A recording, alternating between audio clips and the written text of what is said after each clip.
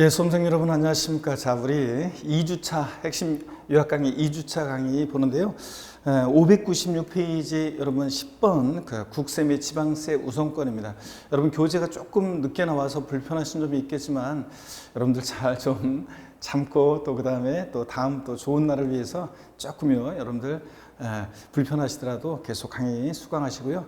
자, 요거로 여러분들이 일단 조세 총론 부분을 일단 잘 보시면 되겠습니다. 물론 이제 책이 출간된 후에 또 보시는 분도 계시겠고요. 자, 여러분 그 596페이지 10번 테마 국세 및 지방세 우선권인데요. 자, 한번 보겠습니다. 요거는 조세와 채권과의 관계 이렇게 얘기할 수 있죠. 세금은요. 담보가 없어도 그 채무자의 재산이 공매나 경매에 넘어갔을 때 누가 우선해서 가져갈 것이냐 그러면 이 세금이 담보가 없어도 일반 채권이나 공과금보다 매각대금에서 우선해서 가져갑니다. 자, 근데 또 예외가 있죠. 세금보다 더 우선하는 예외가 있습니다. 요 10번 테마 조세와 그 채권과의 관계 이 부분은 29회 30회 때 연달아 출제가 됐었고요. 자, 두 번. 근데 요게 이제 30일에 32회는 안 나왔는데 또 얼마든지 33회 시험에 또 출제될 수 있는 그런 부분입니다. 그래서 여러분들 잘 보셔야 되고 요 10번 테마 별표시 2개 하시고 잘 보시면 되겠습니다. 자, 어떤 건지 먼저 보시면요. 조세와 채권과의 관계에서 먼저 국세 및 지방세 우선권 보겠습니다. 자, 여러분 요건 어떤 거냐면 세금이 더 우선한다는 말씀을 드렸었죠. 담보가 없어도요. 그럴 때 국세, 지방세, 가산금, 가산세, 체납소음비, 국세에서는 우리가 강제징수비라고 하는데요.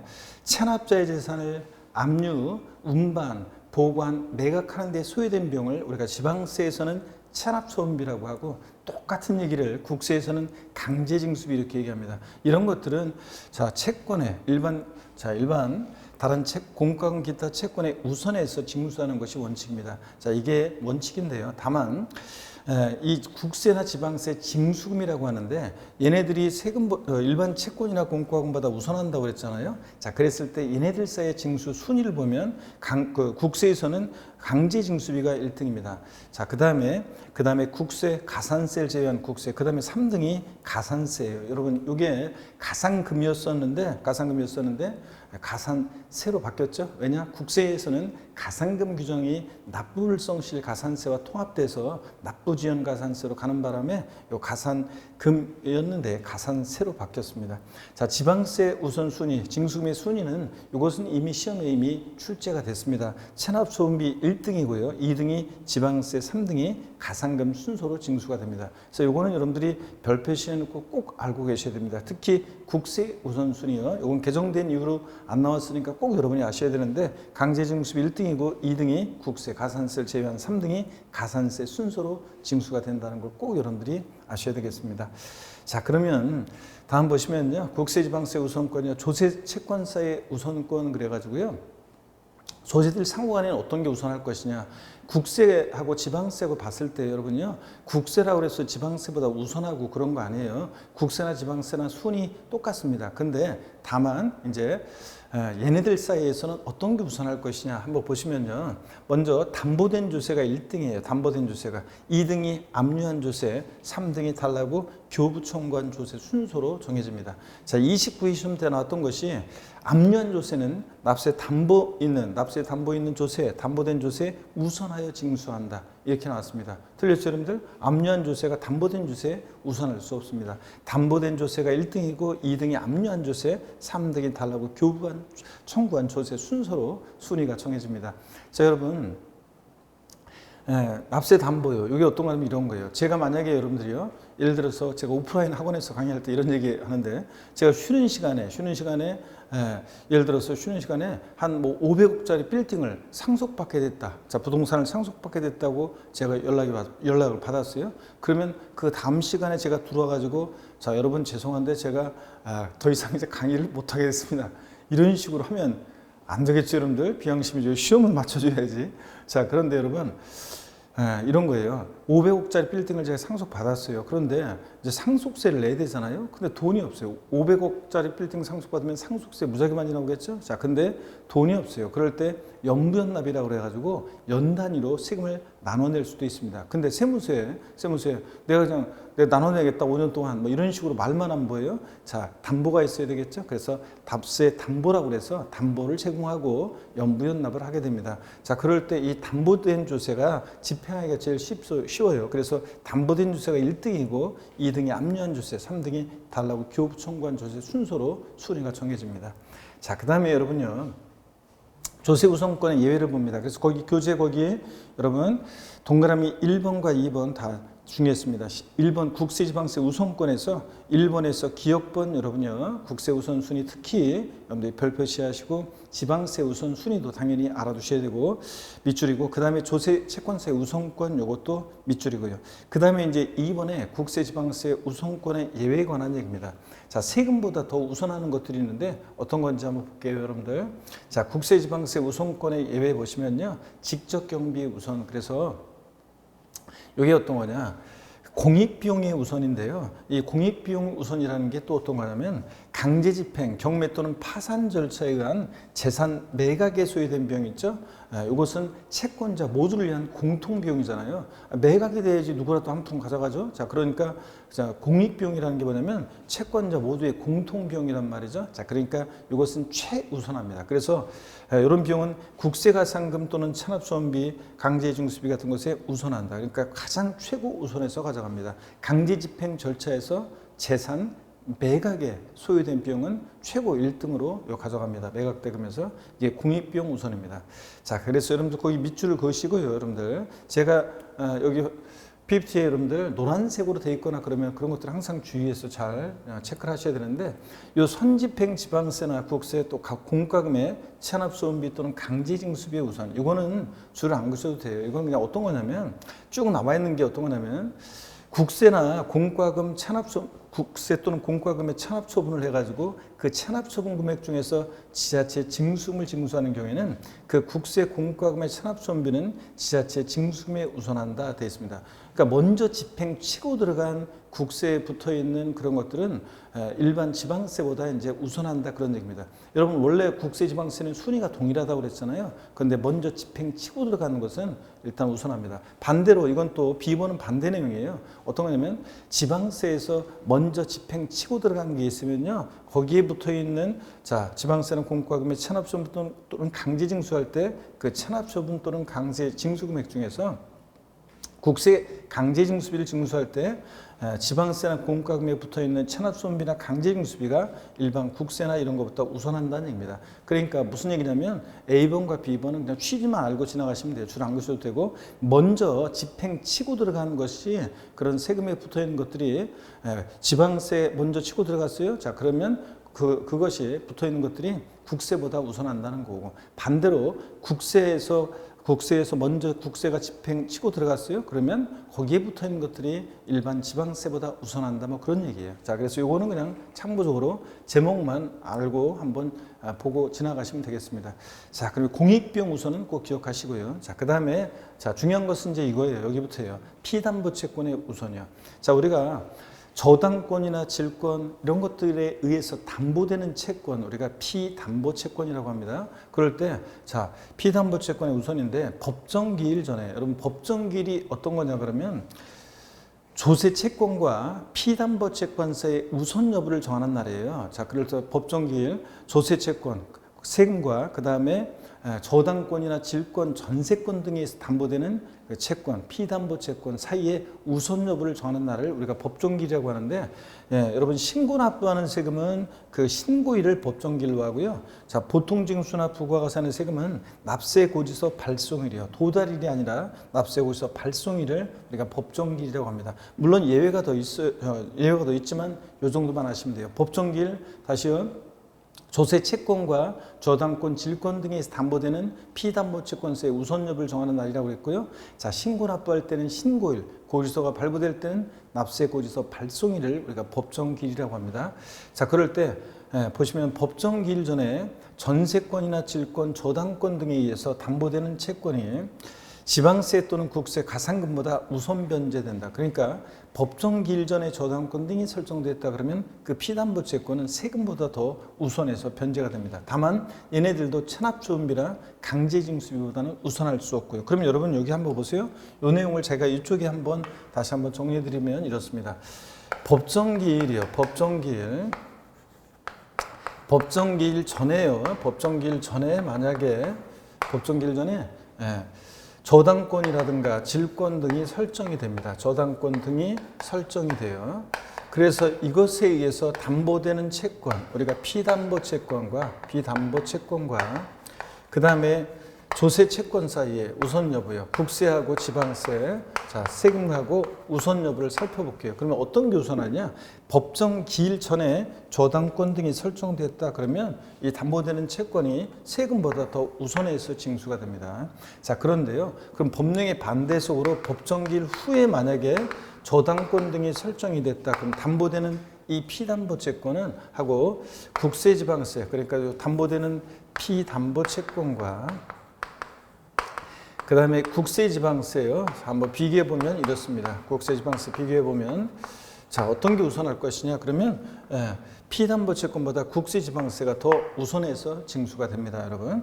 자 그래서 법정기일 전에 저당권 등이 설정됐다. 자 그러면 피담보채권이 세금보다 더 우선합니다. 근데 여러분 설정일자 관계없이 항상요 피담보채권보다 우선하는 세금들이 있어요. 그런 것을 우리가 뭐라고 하냐면 그 재산에 부과된 조세 이렇게 얘기해요. 그 재산에 부과된 조세.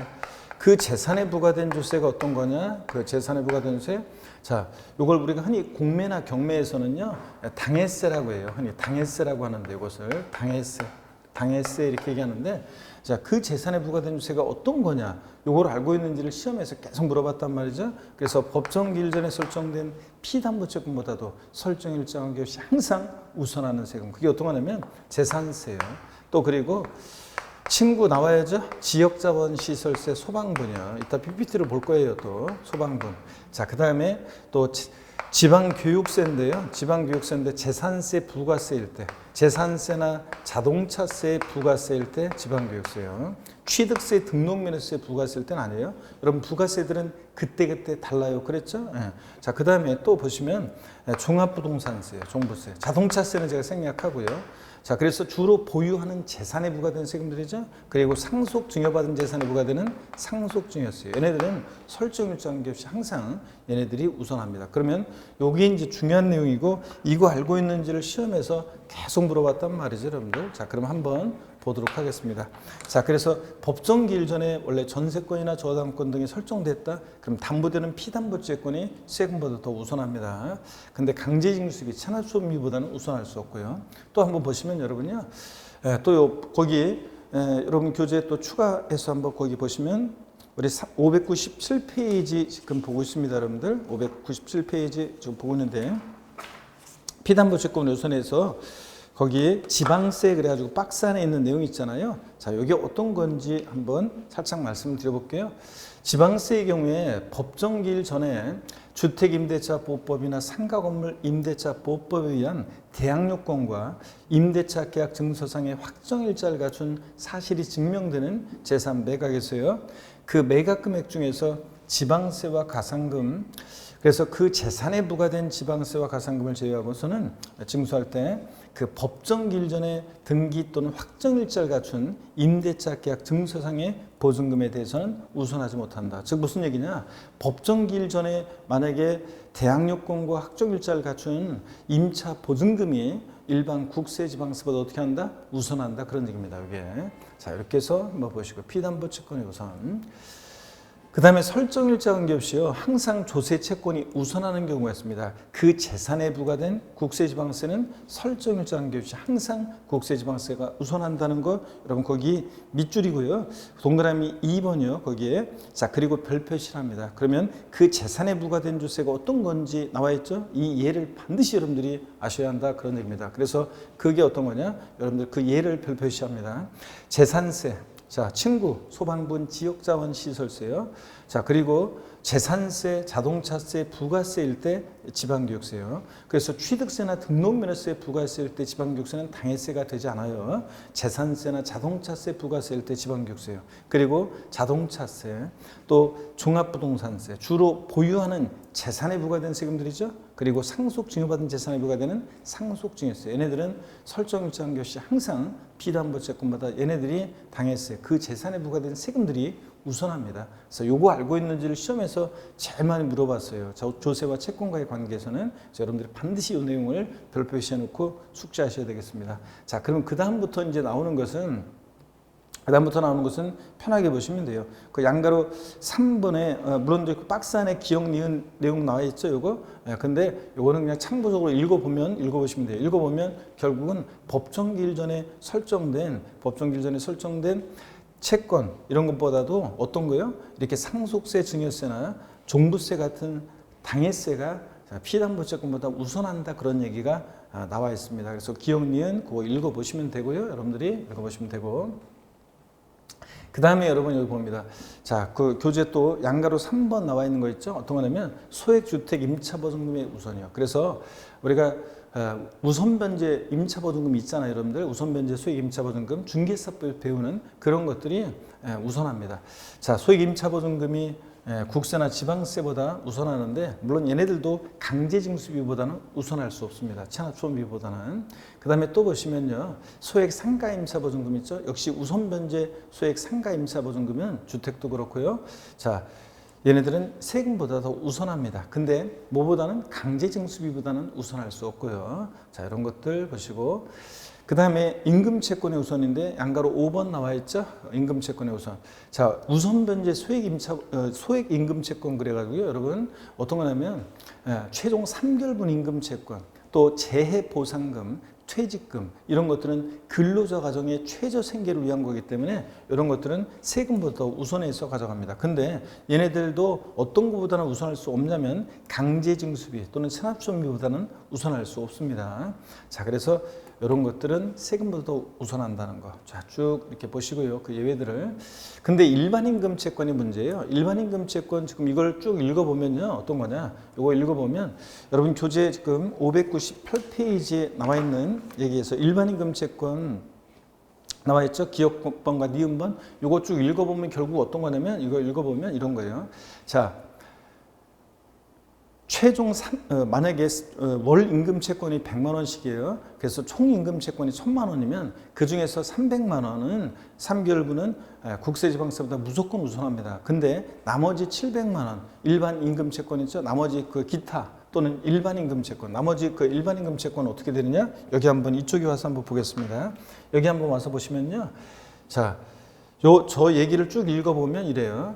피담보채권보다 우선할 수 없어요. 일반 임금채권, 기타 나머지 일반 임금채권은 3개월분은 제외한 나머지 임금채권 있죠? 이것은 피담보채권보다 우선할 수는 없어요. 근데 피담보채권이 세금보다 우선하잖아요? 그럼 덩달아 뒤따라서 우선하고요. 자, 그 다음에 만약에 피담보채권이 국세지방세보다 후순위일 때, 그러면 일반 임금채권은 자, 이것은 국세지방세보다 자, 우선 하지 못합니다. 왜냐하면 피담보채권 따라다녀요. 그래서 피담보채권보다는 우선할 수 없고 피담보채권, 질권이나 저당권에 담보되는 피담보채권이 세금보다 우선하면 덩달아 같이 우선하고 후순이면 덩달아 같이 후순입니다. 이렇게 해서 여러분들이 이 내용을 순위를 알아두시면 되겠습니다.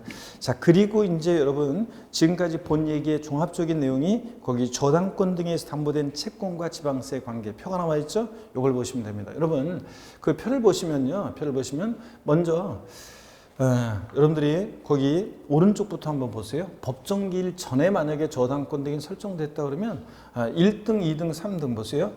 자, 최고 1등은 공익비용, 강제집행 절차에서 재산 매각에 소요된 비용이 무조건 1등이라고 그랬죠? 또는 체납소음비. 그 다음에 소액 임차보증금이요. 상가나 주택에 있어서 우선변제 소액 임차보증금, 또 최종 3개월분 임금채권, 재해보상금, 퇴직금 이런 것들이 2순위고요. 3순위가 그 당의 그 재산에 부과된 세금들이요. 자, 법정기일 전에 저당권이 설정됐어도 그 당의 재산에 부과된 재산세, 징구, 소방분, 지역자원 시효세, 또 재산세, 부가세로서 지방교육세 등등 이런 것들이 더 우선합니다.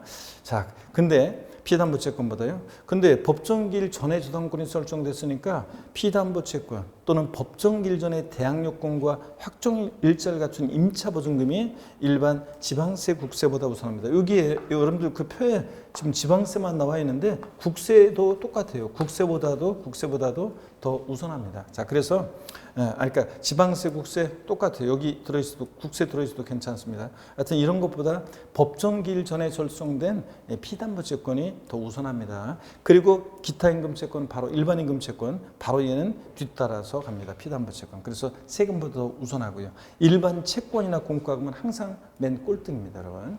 자, 그러면 또 한번 보세요. 법정기일 후에 만약에 저당권 등이 설정됐다 그럴 때 1등, 2등, 3등은 딱 정해져 있습니다. 자, 그리고 법정기일 후에 저당권이 설정됐으니까 피담보채권은 세금보다 우선할 수 없습니다. 지방세나 국세가 피담보채권보다 우선하고 바로 피담보채권 뒤따라서 기타, 즉 일반 임금채권 나오고 그 다음에 일반 채권이나 공과금은 맨 꼴등입니다. 여러분 이렇게 해서 순위 감 잡으셨습니까, 여러분? 자, 그래서 제일 중요한 거 법정기일 전에 저당권 등이 설정됐다. 그 피담보채권이 세금보다 우선한다. 다만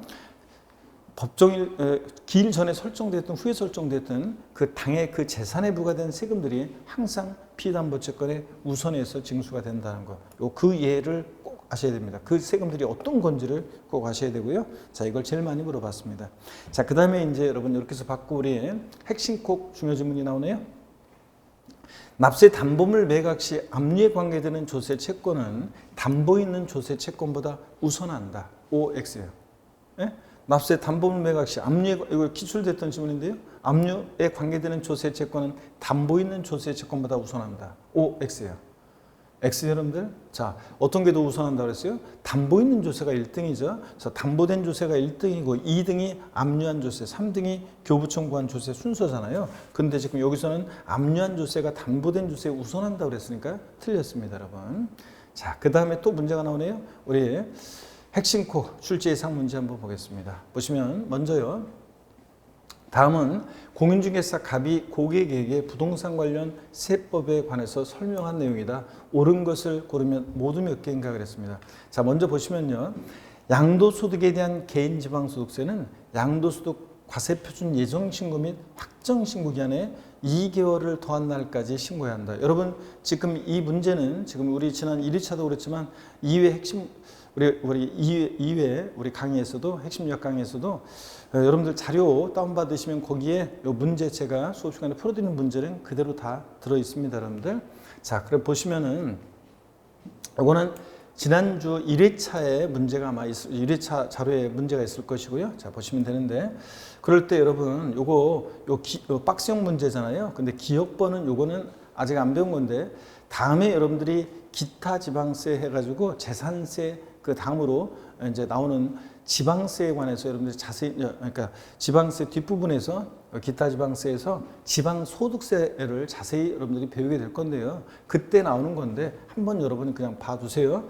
양도소득에 대한 개인지방소득세는 양도소득 과세표준 예정신고 및 확정신고 기한에 2개월을 더한 날까지 신고해야 한다. 그렇습니다. 이게 이제 양도소득세 예정신고 기한 우리 배웠죠? 양도일이 속하는 달의 말일로부터 2개월이요. 그러면 그 2개월 그 신고 기한 지나서 다시 2개월을 더 줘요. 지방소득세는 신고 기한을. 그래서 2개월을 더 준다는 거 맞습니다. 일단 그렇게 하고 지나가시고 그 다음에 니은번 보면 종합부동산세는 원칙적으로 과세관청 결정에 의해 납세의무가 확정되지만 예외적으로 납세의무자가 신고납세를 선택하는 경우에 납세의무자의 신고에 의해서 확정될 수 있다. 여러분 종부세는 원칙 정부과세니까 과세관청에서 결정하는 때 납세의무 확정됩니다. 근데 납세의무자 고의서 추통해버리고 신고납부 선택하면 뭐하는 때? 신고하는 때 납세의무가 확정될 수 있죠? 네, 맞습니다.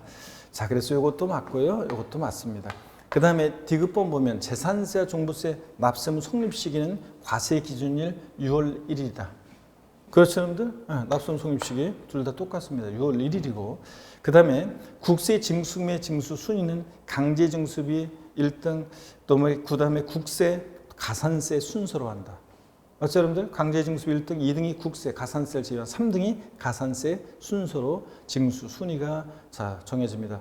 그래서 요것도 리을번도 맞네요, 여러분들. 자, 그래서 옳은 것은 모두 몇 개인가? 어떻습니까? 다 옳으네요, 여러분들. 그래서 5번이 정답입니다. 다 옳고요. 자, 이렇게 보시고 모두 옳은 지문입니다. 자, 그러면 우리 조세 불복 절차 이제 다음 테마를 보시는데, 이 조세 불복 절차는 여러분 시험에서 이게 그러니까 23회 시험 때 딱 한 번 나오고, 그 다음에 이게 이제 30회 시험 때 또 한 번 딱 나왔어요. 자, 그래서 요 조세 불복 절차는 전반적으로 중요하진 않은데 30회 시험 끝나고 개정 내용이 또 중요한 게 있었어요. 그래서 그걸 중심으로 해서 볼 건데, 우리가 조세 불복 절차 일단 여러분 잠깐 제가 또 이쪽에 한번 정리를 해드리면 이렇습니다. 자, 여기 보세요. 조세에 관해서 불복하는 불복 청구인이 있어요. 자, 그럴 때 조세에 불복하는 불복 청구인이 조세 불복 절차 한번 우리가 살펴보겠습니다. 먼저 여기 보세요. 먼저 조세 불복하는 불복 청구인이 있어요. 불복 청구인인데, 조세 불복한 불복 청구인이 우리가 이제 조세에 관해서 국가나 지자체로부터 부당한 처분을 받으면 당장 뛰어가서 그냥 세무공무원 멱살 잡으면 나만 세고랑이죠. 그래서 정당한 절차를 밟아야 되는데, 먼저 이의 신청을 우리가 제기할 수 있고요. 국세로 일단 말씀드리면 관할 세무서장한테 이렇게 이의 신청을 제기할 수 있습니다. 또는 지방 국세청장한테요. 근데 지방세 같으면 시장, 군수, 구청장, 또 시군구세는, 그 다음에 도세, 특별시광역시 도세는 그 특별시광역시 도지사한테 우리가 이제 이의 제기를 합니다. 그 다음에 지방세는 도지사 같은 사람한테 하던 심사청구 제도가 없어졌는데, 국세는 심사청구가 있습니다. 국세청장한테 이제 심사청구를 구할 수도 있고요. 조세심판원에 우리가 심판청구를 구할 수도 있어요. 조세심판원에 심판청구를 구할 수도 있고, 또 감사원에 심사청구를 구할 수도 있습니다. 감사원에 심사청구를 구할 수도 있고요.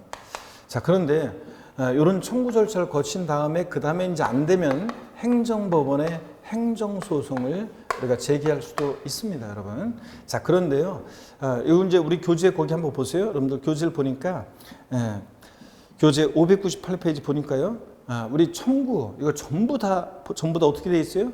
청구 기간은 다 90일로 돼 있죠. 다 청구 기간 90일로 되어 있습니다. 국세 다 청구 기간 다 90일이에요. 그 다음에 또 결정, 이런 청구를 받고 이 결정권자가 결정하는 결정기간도 다 90일로 되어 있어요. 지방 넘겨서 보시면 599페이지 지방세 청구 절차를 보시면 다 어떻게 되어 있냐면 90일이에요. 지방세 넘겨보세요. 여러분 넘겨보시면 지방세 불복 절차는, 지방세는 특히 청구기간 다 90일.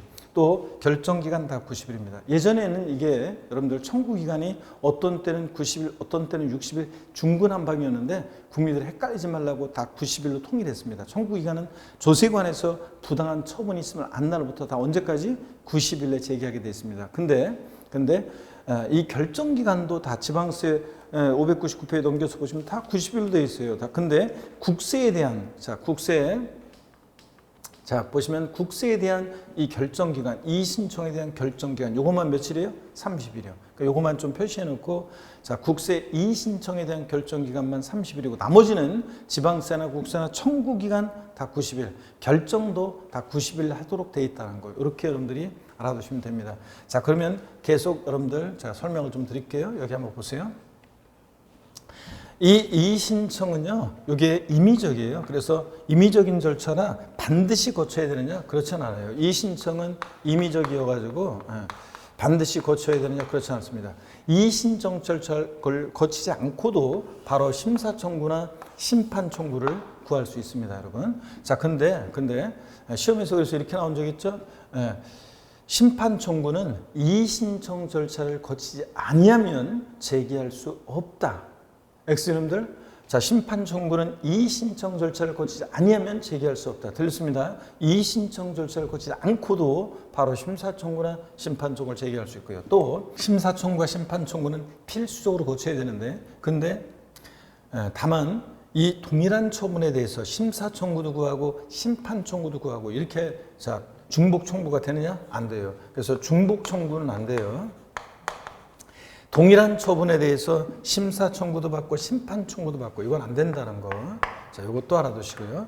그 다음에 또 중요한 것도 한 가지 말씀드리려고 합니다. 뭐냐면 우리가요, 이런 청구 절차를 심판 청구, 심사 청구 이런 청구 절차를 거치지 않고도 국세는 이런 청구 절차를 거치지 않고는 행정소송을 제기할 수 없었어요.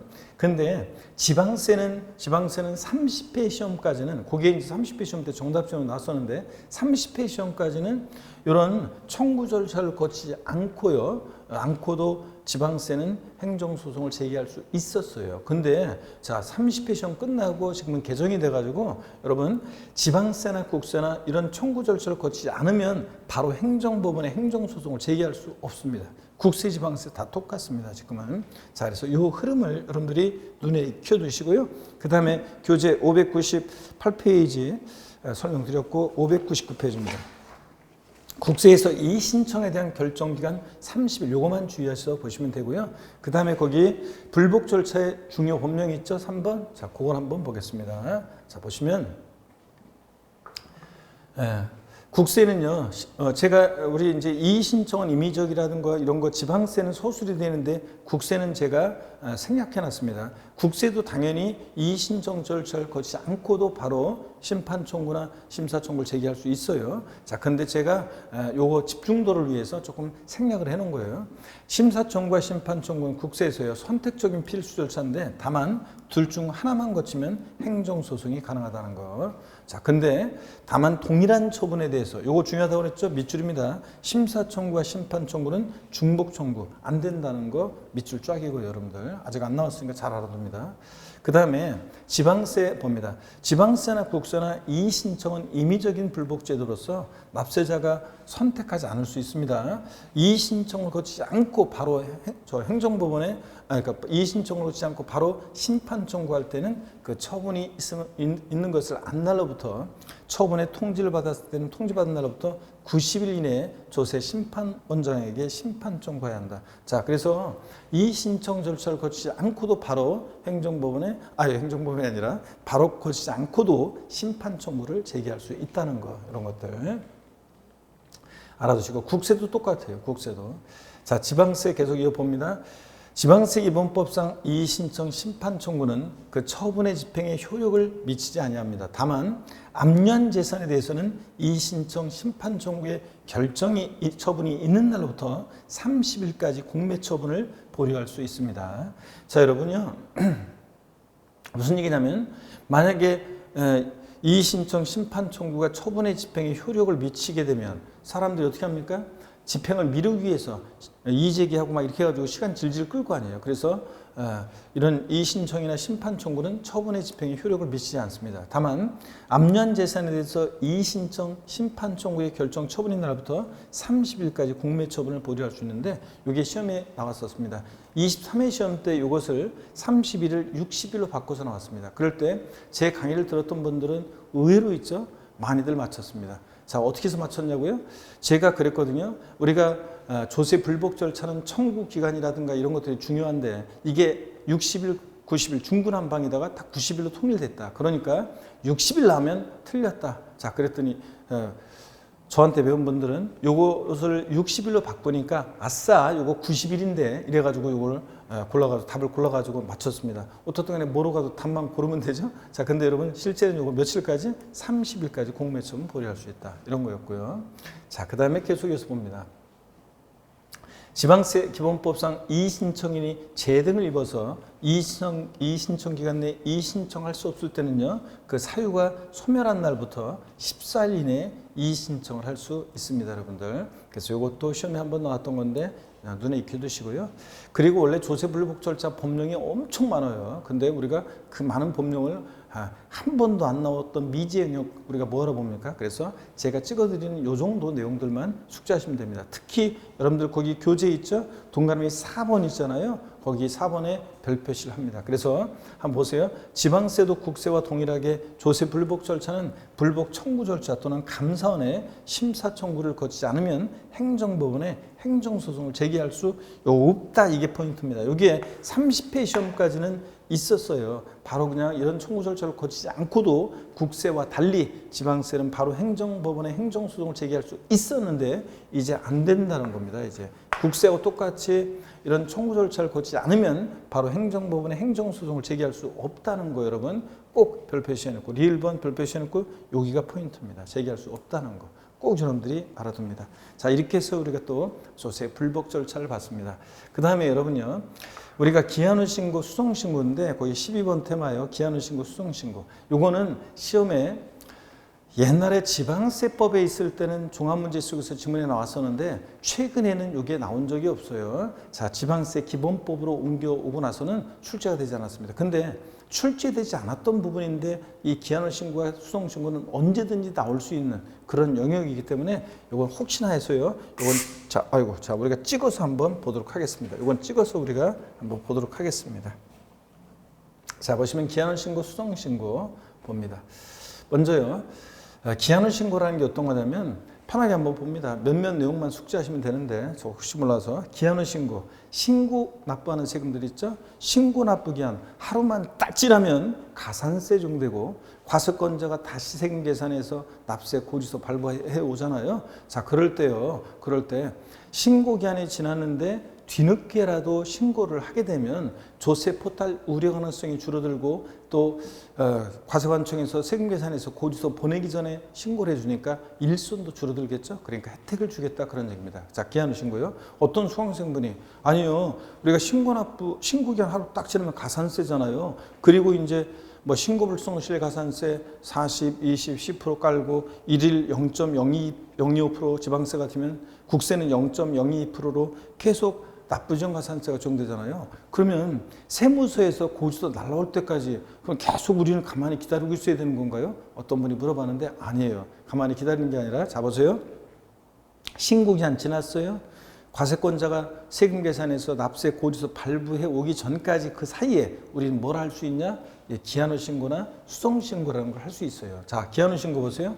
법정 신고 기한 내 신고서를 제출하지 아니한 자가 하는 게 뭐라고요? 기한후 신고입니다. 신고 기한 내 신고서를 제출한 자가 하는 건 수송 신고예요. 법정 기한 내 과세 표준 신고서를 제출한 자로서 과소 신고한 자가 나 지난번에 적게 신고했는데 뒤늦게 자수해서 강명 찾는 것이 수송 신고입니다. 자, 기한후 신고나 수송 신고 둘 다 언제까지 할 수 있냐? 결정 통지 전까지.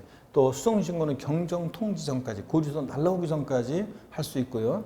자, 신고 납부 절차. 기한후 신고서를 제출한 자로서 납부할 세액이 있는 자는 그 세액을 납부하여야 한다. 자, 이런 얘기입니다. 자, 그러면 예전에는 이게 이제 사실은 참고적으로 감면 혜택을 받으려면 기한후 신고서 제출과 동시에 납부해야 한다 그랬는데 이 동시 규정이 삭제가 됐고요. 지금 그냥 납부해야 한다 요거. 자, 기한후 신고는 신고 기한 내 신고하지 않은 거니까 무신고 가산세, 납부지연 가산세 정도입니다. 수송 신고는 신고했는데 적게 신고하는 거니까 과소 신고 가산세, 납부지연 가산세가 적용되고요. 자, 그럴 때 여러분 보시면요. 이 감면율을 좀 눈여겨봐 두셔야 돼요. 자, 기한후 신고는 법정 신고 기한 지나서 1개월 내 기한후 신고에 따르면 무신고 가산세 50% 감면해 줍니다. 자, 1개월 초가 3개월 내 기한후 신고했다 30% 감면해 주고요. 3개월 초가 6개월 내면 20% 감면해 줍니다. 그래서 50, 30, 20% 이렇게 감면해 줍니다. 근데 중요한 거 얘는 기한후 신고나 수송 신고는 신고에 관한 거잖아요. 그러니까 이렇게 무신고 가산세를 감면해 주는 거지 납부지연 가산세는 감면해 주지 않는다는 거 여러분 꼭 알아두셔야 됩니다. 그래서 여러분 교재 우리 600페이지 여러분 그 감면율 50, 30, 20% 거기 체크하시고 특히 납부지연 가산세는 감면하지 않는다는 걸 꼭 여러분들이 거기다 밑줄 그어놓으시고 살짝 별표시합니다. 여러분 무슨 얘기냐면 시험에서 이렇게 나와요. 자, 법정 신고기한 경과 후 1개월 내 기한을 신고한 경우에는 무신고 및 납부지연 가산세 100분의 50을 감면한다. X입니다, 여러분들. 아니고 납부지연 가산세는 감면 안 해줍니다. 자, 무신고 가산세만 감면해 줍니다. 자, 감면율 50, 30, 20. 자, 눈여겨보시고요. 그 다음에 수송신고. 법정 신고기한 지나서 1개월 내에 우리가 수송신고하게 되면 과소신고 가산세 90% 깎아줍니다.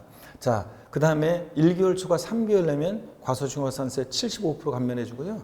자, 그 다음에 3개월 초과 6개월 내면 50% 감면해주고, 이런 식으로 해가지고, 이런 식으로 해서 1년 6개월 초과 2년 내 같으면 수송신고하면 과소신고가산세 10%까지 이렇게 쭉 감면해줍니다. 아, 우리가 길으니까 과소신고가산세는 다 우리가 수송신고에 대한 것은 다 우리가 볼 수는 없고 앞부분만 좀 주의해서 보세요. 이게 이제 최근에 추가된 거라. 자, 그래서 법정 신고기한 지나서 1개월 내 수송신고하면 과소신고가산세 90% 감면, 1개월 초과 3개월 내 수송신고하면 75% 감면, 3개월 초과 6개월 내다 50% 감면, 이런 식으로 대충 이 정도는 우리가 알아두시고, 기한후 신고 특히 1개월 내 기한후 신고하면 50% 감면, 1개월 초과 3개월 내 30% 감면, 3개월 초과 6개월 내 20% 감면, 50, 30, 20% 감면율 알아두시고, 특히 중요한 거 둘 다 나쁘지 않은 가산세는 감면해 주지 않는다는 걸 꼭 기억합니다, 여러분들.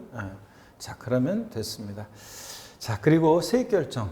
기한후 신고서를 제출하는 경우에 지자체장은 지방세법에 따라 기한후 신고일부터 3개월 내에 그 지방세 과세 비중과 세액을 결정하고 신고인에게 통지한다. 여러분, 우리 납세무자가요, 기한후 신고했다고 해서 납세무가 확정되는 효력이 생기는 건 아니에요.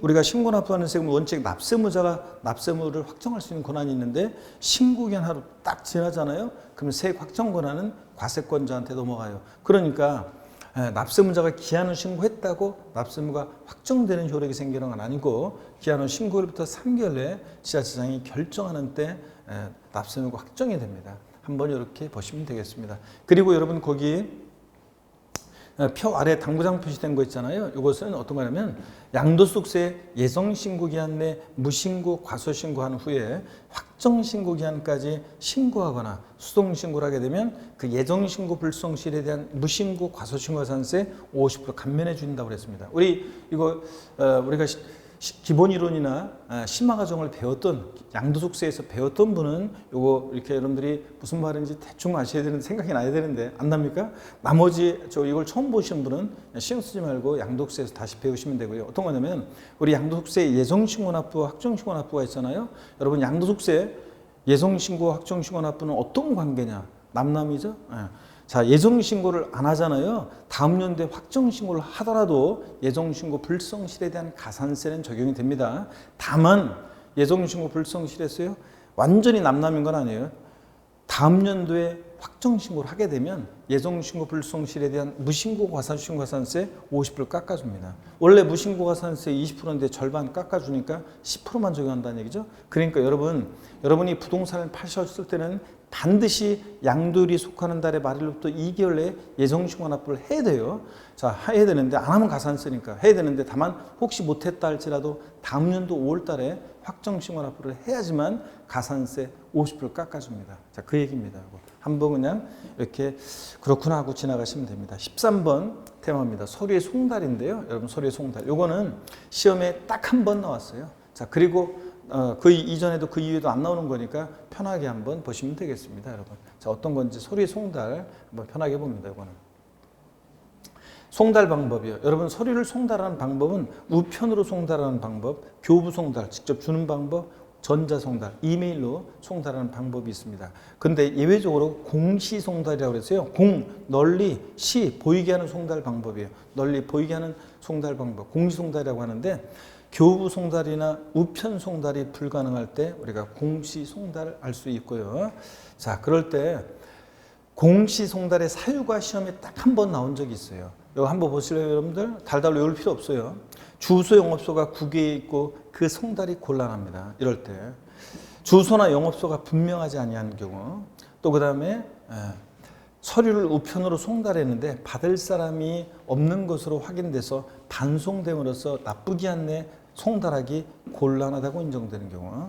자, 그 다음에 세무공무원이 2회 이상 납세자를 방문해서 서류를 교부하려고 했는데 받을 사람이 없는 것으로 확인돼서 납부기한 내 송달하기 곤란하다고 인정되는 경우. 자, 여러분, 공시송달의 사유요. 시험에 딱 한 번 나왔었는데 의외로 제가 강의하지 않았었는데도 막 그때 사람들이 많이 맞췄어요. 어떻게 해서 맞췄냐고요? 다 눈치가 있으면 보세요. 다 곤란하고 분명하지 않잖아요. 자, 그러니까 곤란하고 분명하지 않을 때 공유송달이라는 걸 할 수 있습니다. 자, 그러면 공유송달의 방법을 보면요. 공유송달의 경우에 서류의 공고는 지방세 정보통신망, 즉 홈페이지에, 또 지자체 정보통신망 홈페이지나 게시판, 이건 진짜 게시판, 게시하거나 관보, 공보 또는 일간신문에 게재하는 방법으로 우리가 공유송달을 하게 됩니다. 그럴 때 이거 어떤 모의고사 보니까 뭐 주간신문으로 바꿔서 나오기도 하던데 일간신문에 게재하는 방법으로 합니다. 지방세 정보통신망이나 지자체 정보통신망을 이용하여 공유송달을 할 때는요, 홈페이지 할 때는요, 다른 공시 방법과 함께 하여야 합니다. 자, 이런 것들 눈에 한번 익혀두시고, 자, 그 다음에 유치송달이라고 해서 한번 보세요. 서류에 송달을 받아야 할 자 또는 사용인, 그 밖에 종업원 또는 동거인으로서 사리를 판별할 준 사람이 정당한 사유 없이요, 서류의 송달을 거부하면 송달할 장소에 서류를 그냥 둘 수 있습니다. 자, 서류를 받을 정당한 사유가 있는 사람이 서류 송달을 거부해? 그럼 거기다 그냥 둘 수 있습니다. 이것을 우리가 뭐라고 하면 유치송달이라고 하는데, 자, 시험에 예전에 한번 나왔던 것이 다음 중 공시송달이 아닌 거, 사유가 아닌 거. 그래가지고 곤란하고, 아까 봤잖아요. 곤란하고 분명하지 않고. 근데 요거 거기다 집어넣고 물어봤었는데 이거 탁 튀잖아요. 서류를 받아야 할 자가 정당한 사유, 서류의 수령을 거부하는 경우. 아, 이건 다른 거 탁 튀잖아요. 그래서 이건 유치송달이지 공유송달의 사유가 아닙니다. 이렇게 한번 여러분들이 보시면 되겠습니다. 자, 그래서 제가 601페이지 이런 내용까지 소개를 해드렸습니다. 서류 송달은 이 정도 이렇게 편하게 한번 보시면 되겠습니다. 특히 공유송달의 사유 같은 거, 뭐 또 독립법대로 나오지는 않겠지만 곤란하고 분명하지 않고 이럴 때. 자, 이 정도 한번 보시면 됩니다.